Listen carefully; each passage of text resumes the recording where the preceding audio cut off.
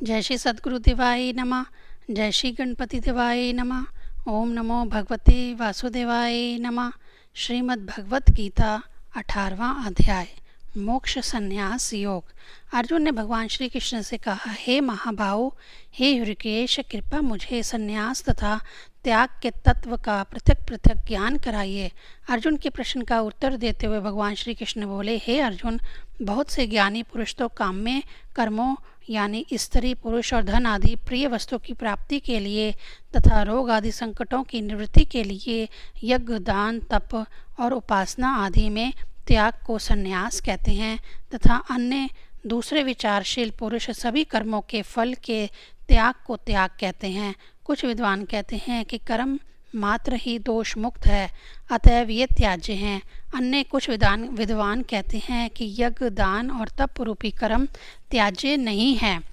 हे पुरुष श्रेष्ठ अर्जुन, संन्यास और त्याग में से पहले त्याग के विषय में तुम मेरा निश्चय सुनो।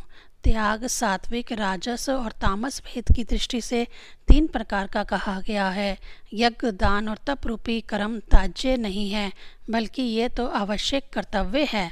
यज्ञ, दान और तप ये तीनों ही कर्म बुद्धिजनों को पवित्र करने वाले हैं। हे पार्थ, यज्ञ, दान तथा तप रूपी कर्मों को तथा अन्य संपूर्ण कर्तव्य कर्मों को आसक्ति और फल की इच्छा का त्याग करते हुए अवश्य करना चाहिए, ऐसा मेरा निश्चित मत है। नियत कर्म जो शास्त्र अनुकूल है उनका त्याग करना उचित नहीं है, अतः मोह के कारण उनका त्याग करना तामस त्याग कहलाता है। जो कुछ भी कर्म है वह सभी दुख स्वरूप हैं। ये विचार करके यदि कोई पुरुष शरीर के क्लेश के भय से कर्तव्य कर्मों का त्याग कर देता है तो वह राजस त्याग कहलाता है। ऐसा करने वाला पुरुष त्याग के फल को किसी भी प्रकार प्राप्त नहीं कर पाता। जो पुरुष अकुशल कर्म से द्वेष नहीं करता तथा कुशल कर्म में आसक्ति नहीं रखता, वह शुद्ध सत्व गुण से युक्त पुरुष संशय रहित विद्वान तथा सच्चा त्यागी होता है। देह धारण करने वाले किसी भी पुरुष द्वारा पूर्ण रूप से सभी कर्मों का त्याग किए जाना शक्य नहीं है, अतएव जो कर्म के फल का त्याग करने वाला है वही त्यागी है, ऐसा कहा जाता है। कर्म के फल का त्याग न करने वाले पुरुषों को उनके कर्मों का अच्छा, बुरा और मिश्रित इस प्रकार का उनकी मृत्यु के उपरांत फल अवश्य प्राप्त होता है, किंतु कर्म के फल का त्याग कर देने वाले पुरुष के कर्मों का फल किसी भी काल में प्राप्त नहीं होता। हे महाभाव, सभी प्रकार के कर्मों की सिद्धि के 5 हेतु कर्मों का अंत करने के लिए उपाय बताने वाले सांख्य शास्त्र में बताए गए हैं, उन्हें तुम भी भली प्रकार से जान लो। कर्मों की सिद्धि में अधिष्ठान और कर्ता, विभिन्न प्रकार के कारण, अनेक प्रकार की अलग अलग चेष्टाएं तथा 5वां हेतु देव यानी पूर्व जन्म के किए गए शुभ अशुभ कर्मों के संस्कार कहा गया है। पुरुष मन, वचन तथा शरीर द्वारा शास्त्र के अनुकूल अथवा विपरीत जो भी कर्म करता है उसके भी ये ही 5 कारण हैं।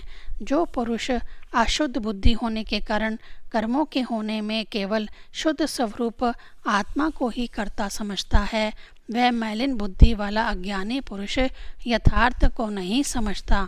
जिस पुरुष के अंतःकरण में स्वयं के कर्तापन का भाव नहीं है और जिसकी बुद्धि संसारिक पदार्थों तथा कर्मों में लिप्त नहीं है, वह पुरुष सब लोकों में नष्ट होने के बाद भी नष्ट नहीं होता और ना ही पाप से अवृत होता। ज्ञाता यानी जानने वाला, ज्ञान जिसके द्वारा जाना जाए और ज्ञेय जानने का स्रोत, ये 3 प्रकार की कर्म प्रेरणाएं हैं तथा कर्ता यानी कर्म करने वाला, करण यानी कर्म करने का स्रोत और क्रिया यानी कर्म करना, यह 3 प्रकार के कर्म संग्रह हैं। गुणों की संख्या करने वाले शास्त्र में गुणों के भेद से ज्ञान, कर्म तथा कर्ता 3 प्रकार के बताए गए हैं। हे अर्जुन, तुम उन्हें भी अच्छी तरह से सुन लो। जिस ज्ञान के द्वारा पुरुष पृथक पृथक सभी प्राणियों में एक अविनाशी परमात्मा भाव को अविभक्त समभाव से स्थित देखता है, वही सात्विक ज्ञान होता है। जिस ज्ञान के द्वारा पुरुष सभी प्राणियों में पृथक पृथक विभिन्न भावों को भिन्न भिन्न प्रकार से देखता है, वह राजस ज्ञान होता है। तथा किसी पुरुष में जो ज्ञान उसके कार्य रूपी शरीर से संपूर्ण के समान आसक्त है, जो बिना युक्ति वाला और तत्व ज्ञान से रहित है, वह तामस कहा गया है। जो कर्म शास्त्र अनुकूल विधि से नियत किया हुआ कर्तापन के अभिमान से रहित तथा फल की इच्छा न करने वाले पुरुष द्वारा बिना राग द्वेष के किया गया हो, वह सात्विक कहलाता है। जो कर्म अत्यंत परिश्रम के साथ किया गया हो तथा भोगों की कामना करने वाले अथवा अहंकारी पुरुष द्वारा किया गया हो, वह राजस कहलाता है। तथा जो कर्म किसी परिणाम, हानि, हिंसा और सामर्थ्य का विचार ना करते हुए केवल अज्ञान से आरंभ किया गया हो, वह तामस कहलाता है। जो कर्ता संग रहित, अहंकार के वचन ना कहने वाला, धैर्य और उत्साह से युक्त, कार्य के सिद्ध होने अथवा ना होने में हर्ष और शोक के भावों से रहित हो, वह सात्विक कहलाता है। जो कर्ता आसक्ति से युक्त, कर्मों के फल में इच्छा रखने वाला, लोभी, दूसरों को पीड़ा पहुंचाने वाला, अशुद्ध आचरण करने वाला, हर्ष तथा शोक में लिप्त रहता है, वह राजस कहलाता है। तथा जो कर्ता आयुक्त, ज्ञानहीन, घमंडी, धूर्त और दूसरों की आजीविका का नाश करने वाला, विषाद युक्त और दीर्घ सूत्री होता है, वह तामस कहलाता है। हे धनंजय, अब तुम बुद्धि और घृति का भी गुणों के अनुसार मेरे द्वारा संपूर्णता के साथ विभाग पूर्वक कहा जाने वाला 3 प्रकार का भेद सुनो। हे पार्थ, जो बुद्धि प्रवृत्ति मार्ग और निवृत्ति मार्ग को, कर्तव्य और अकर्तव्य को, भय और अभय को तथा बंधन और मोक्ष को यथार्थ जानती है, वह बुद्धि सात्विक है। जो बुद्धि धर्म और अधर्म, कर्तव्य और अकर्तव्य को भी यथार्थ नहीं जानती, वह बुद्धि राजसी है। तथा तमोगुण से आच्छादित जो बुद्धि अधर्म को भी धर्म तथा इसी प्रकार अन्य संपूर्ण पदार्थों को विपरीत करके ही जानती है, वह निश्चय पूर्वक तामसी बुद्धि कहलाती है। हे पार्थ, जिस अव्यभिचारिणी धारण शक्ति के द्वारा पुरुष ध्यान योग से मन, प्राण और इंद्रियों की क्रियाओं को धारण करता है, वह घृति सात्विक कहलाती है। फल की इच्छा करने वाला पुरुष जिस धारण शक्ति के द्वारा अत्यंत आसक्ति के साथ धर्म, कर्म और अर्थ को धारण करता है, वह घृति राजसी कहलाती है। तथा दुष्ट बुद्धि वाला पुरुष जिस धारण शक्ति के द्वारा निद्रा, भय, चिंता, दुख तथा उन्मत्तता का भी त्याग नहीं करता अर्थात उन्हें धारण किए रहता है, वह घृति तामसी कहलाती है। हे भरतश्रेष्ठ, अब तुम मुझसे 3 प्रकार के सुखों को भी सुनो। जिस सुख में साधक पुरुष भजन, ध्यान तथा सेवा आदि के अभ्यास से रमण करता है और जिसके द्वारा दुखों का अंत हो जाता है, जो ऐसा सुख है कि वह आरंभ में विष के समान किंतु बाद में परिणाम स्वरूप अमृत जैसा प्रतीत होता है, ऐसा परमात्म विषयक बुद्धि के प्रसाद से उत्पन्न होने वाला सुख सात्विक कहलाता है। जो सुख विषय तथा इंद्रियों के संयोग से उत्पन्न होता है और प्रथमतः अर्थात भोग काल में अमृत के समान किंतु परिणाम में विष के समान होता है, ऐसा सुख राजस कहलाता है।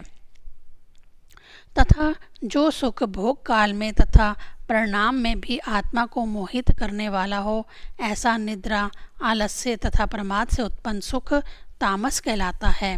पृथ्वी, आकाश अथवा देवताओं में तथा इनके अतिरिक्त और कहीं भी ऐसा कोई सत्व नहीं है जो प्राकृतिक से उत्पन्न इन 3 प्रकार के गुणों से रहित हो। हे परतप, ब्राह्मण, क्षत्रिय, वैश्य तथा शूद्रों के कर्म स्वभाव उत्पन्न गुणों द्वारा विभक्त किए गए। अब मैं तुम्हें उनके बारे में विस्तार से बताता हूँ। अंतःकरण का निग्रह करना, इंद्रियों का दमन करना, धर्म पालन के लिए कष्ट सहना, मन शरीर से शुद्ध रहना, दूसरों के अपराध को क्षमा करना, मन, इंद्रियों तथा शरीर को सरल रखना, वेद, शास्त्र, ईश्वर और परलोक आदि में श्रद्धा रखना, वेद शास्त्रों का अध्ययन अध्यापन करना और परमात्मा तत्व का अनुभव करना आदि ब्राह्मण के स्वाभाविक कर्म होते हैं।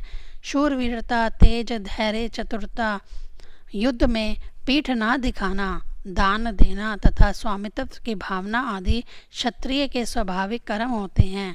खेती, गोपालन और क्रिया विक्रय रूपी सत्य व्यवहार ये वैश्य के स्वाभाविक कर्म होते हैं तथा सब वर्णों की सेवा करना शूद्र का भी स्वाभाविक कर्म होता है।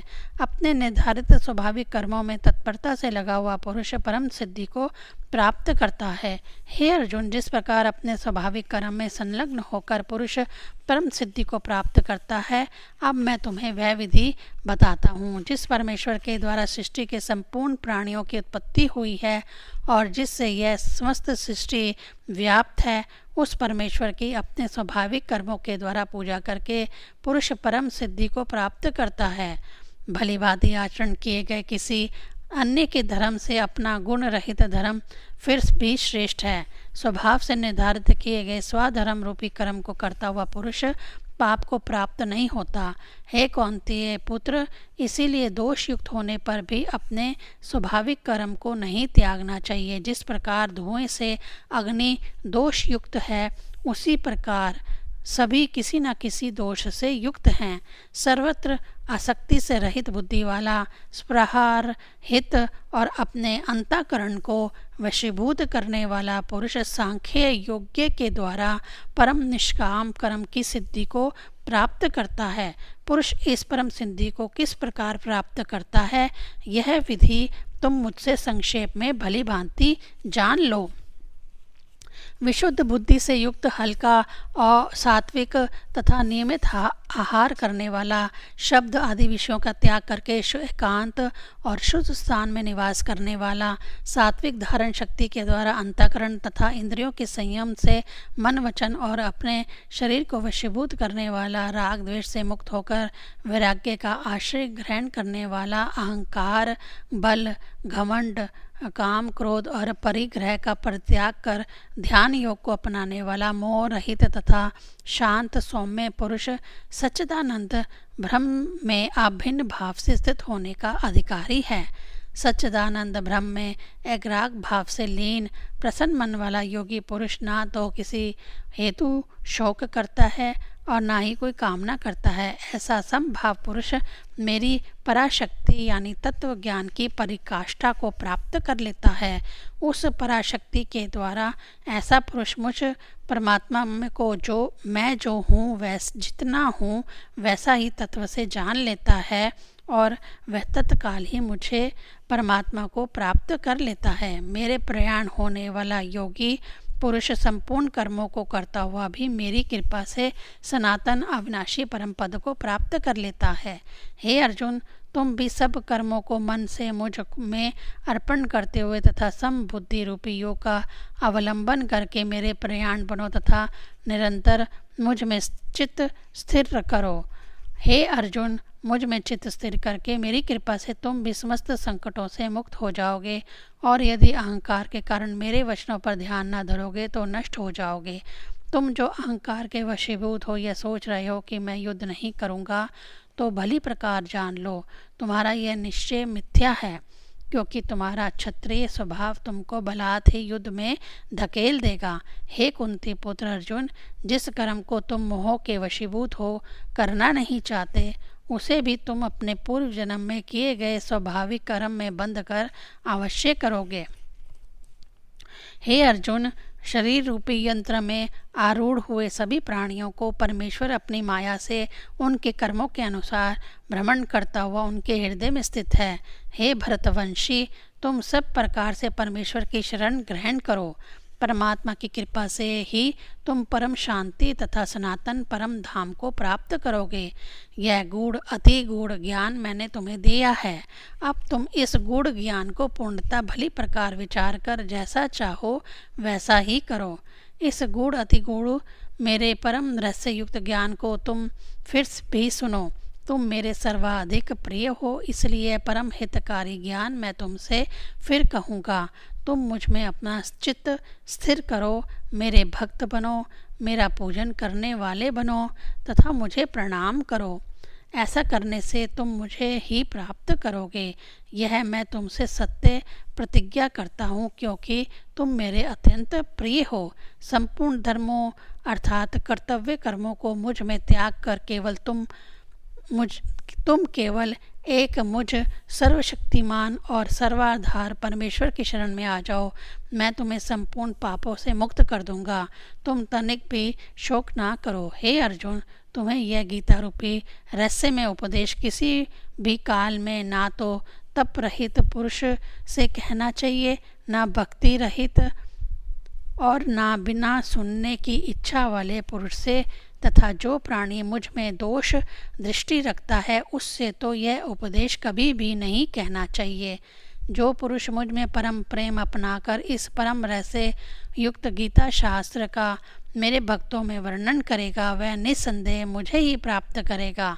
उससे बढ़कर मेरा प्रिय कार्य करने वाला अन्य कोई नहीं, तथा उससे बढ़कर पृथ्वी लोक में मेरा प्रिय भी कोई ना होगा। जो पुरुष हम दोनों भगवान कृष्ण तथा अर्जुन के संवाद रूपी गीता शास्त्र को पढ़ेगा, उसके द्वारा भी मैं ज्ञान यज्ञ से पूजित होऊंगा, ऐसा मेरा निश्चित मत है। जो पुरुष श्रद्धा से युक्त तथा दोष दृष्टि से रहित होकर इस गीता शास्त्र का श्रवण करेगा, वह भी पापों से विमुक्त होकर उत्तम कार्य करने वालों के श्रेष्ठ लोकों को प्राप्त करेगा। हे पार्थ, इस ज्ञान यानी गीता शास्त्र को तुमने एकाग्रचित्त होकर सुना है, और क्या तुम्हारा अज्ञान जनित मोह नष्ट हो गया है? अर्जुन ने करभ्रत होकर कहा, हे अच्युते, आपकी कृपा से मेरा मोह नष्ट हो गया तथा मैं अब ज्ञान से परिपूर्ण हो गया हूँ। अब मैं हर प्रकार की संशय से रहित स्थिर चित्त होकर स्थित हूँ। अब आप मुझ जैसी आज्ञा प्रदान करेंगे, मैं वह उसका अवश्य पालन करूँगा। धृतराष्ट्र को बताते हुए संजय बोला, हे राजन, इस प्रकार मैंने भगवान श्री कृष्ण और महात्मा अर्जुन के इस अद्भुत रहस्य युक्त और रोमांचकारी संवाद को सुना। भगवान श्री व्यास जी की कृपा से दिव्य दृष्टि प्राप्त करके मैंने इस परम गोपनीय योग का योगेश्वर भगवान श्री कृष्ण द्वारा अर्जुन को कहते हुए प्रत्यक्ष रूप से श्रवण किया।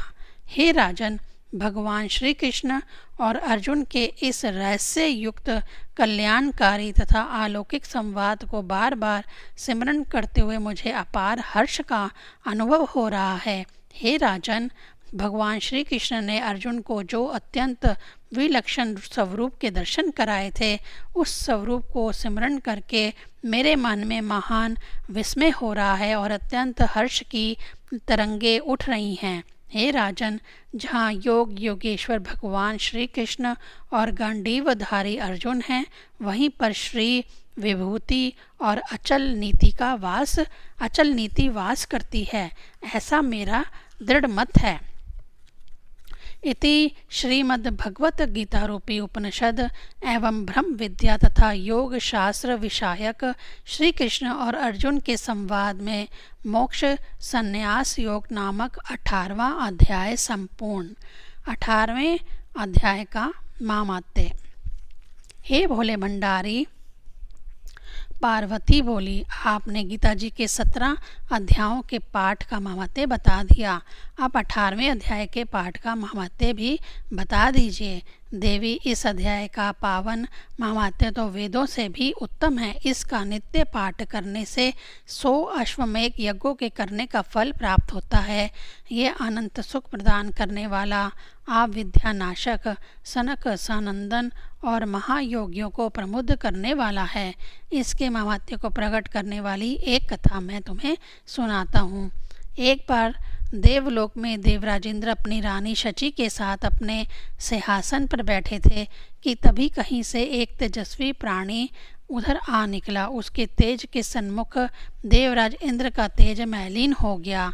वे अपने सिंहासन से गिरकर अचेत हो गए। देवलोक से आए इस प्रतापी प्राणी के सम्मुख सभी देवता नतमस्तक हो गए और उन्होंने उसे ही अपना राजा स्वीकार कर लिया। तब व्याकुल हो देवराजेंद्र भगवान श्री हरि विष्णु की शरण में जा पहुँचे और करभृत होकर प्रभु की स्तुति के बाद इस प्राणी के बारे में पूछा। भगवान विष्णु ने बताया कि इस नूतन इंद्र ने गीता के 18वें अध्याय में से प्रतिदिन 5 श्लोकों का पाठ किया है। उसी पुण्य के प्रताप से उसे इंद्र पद की प्राप्ति हुई है। तब इंद्र ने पूछा, भगवान क्या मैं पुनः अपना पद नहीं प्राप्त कर सकता? अवश्य प्राप्त कर सकते हो, किंतु इसके लिए तुम्हें भूलोक पर जाना पड़ेगा। वहां जाकर तुम भी गीता के 18वें अध्याय का पाठ करके पुण्य अर्जित करो, तभी तुम्हें इंद्र पद की प्राप्ति हो सकेगी। भगवान त्रिलोकीनाथ से यह जानकर देवराज इंद्र ने तुरंत भूलोक की ओर प्रस्थान किया और वे गोदावरी नदी के तट पर बसे कालिका ग्राम नामक उत्तम तथा पवित्र नगर में जा पहुँचे। इंद्र ने इस समय ब्राह्मण का वेश धारण किया हुआ था। इस नगर में एक धर्मात्मा ब्राह्मण भी निवास करते थे। वे अपने चित्त को भगवान वासुदेव में लगाकर नित्य प्रतिदिन गीता के 18वें अध्याय का पाठ किया करते थे। ब्राह्मण वेशधारी इंद्र इन्हीं धर्मात्मा के पास पहुँचे और उनके चरणों में मस्तक झुकाकर प्रणाम किया। इंद्र ने इन्हीं धर्मात्मा ब्राह्मण से गीता के 18वें अध्याय का पाठ कंठस्थ किया और फिर इसी के पुण्य से परम तेज को प्राप्त किया। तब तक नवीन इंद्र के पुण्य समाप्त हो गए थे और वह इंद्र पद को खो चुका था। पूर्ववर्ती इंद्र ने गीता के 18वें अध्याय के पाठ से इतना तेज अर्जित किया कि वह पुनः देवताओं का राजा बन गया। प्रिय पार्वती, इस प्रकार श्री गीता जी के 18वें अध्याय का महात्म्य अत्यंत ही तीव्र, प्रभावकारी, परम तेज से युक्त और कल्याणकारी है। जो पुरुष श्रद्धा भाव से इस पाप विनाशक गीता का पाठ करता है अथवा श्रवण करता है, वह समस्त यज्ञों का फल प्राप्त करके अंततः श्री हरि विष्णु के परम पद को प्राप्त करता है। 18वें अध्याय का महात्म्य संपूर्ण। हरि ओम तत्सत। ओम क्लीं कृष्णाय नमः।